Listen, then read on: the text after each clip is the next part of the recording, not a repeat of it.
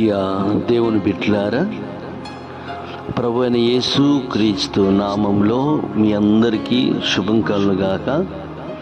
ఈరోజు యేసు క్రీస్తు ప్రభు మనకిస్తున్న వాగ్దానాన్ని మనము ధ్యానము చేసుకుందాం.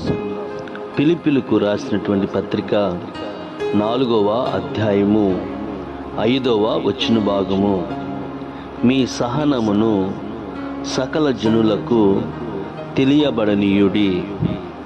ప్రియ దేవుని బిడ్డలారా, మనం యేసు క్రీస్తునందు విశ్వాసం ఉంచి ఎంత భక్తిగా జీవిస్తున్నాం అనేది ప్రాముఖ్యంగా మన కుటుంబంలో తెలుస్తూ ఉంటుంది.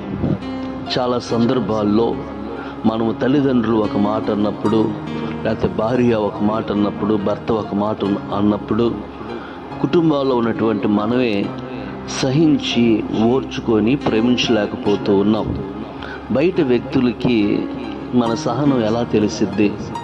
నువ్వెంత భక్తిగా ఉన్నావో, ఎంత ఓర్పుగా, ఎంత నిరీక్షణ కలిగి జీవిస్తున్నావో ముందు నీ కుటుంబంలో, అలాగే బయట వ్యక్తులు నీలో ఉన్నటువంటి సహనాన్ని గమనిస్తూ ఉంటారు.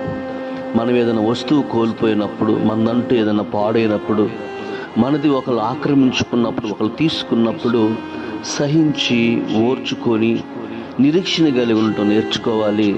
నీ సహనము నీ కుటుంబానికే కాదు, అందరికీ తెలియాలి.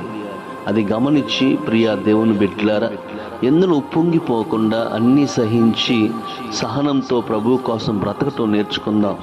ప్రార్థన చేసుకుందాం, కళ్ళు మూసుకుందాం. కృప చిమ్మగల్ల దేవా, నీ పాదాలకు స్తుతి చెల్లిస్తున్నాం.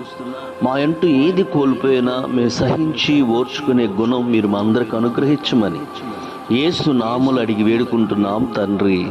ఆమేన్, ఆమేన్.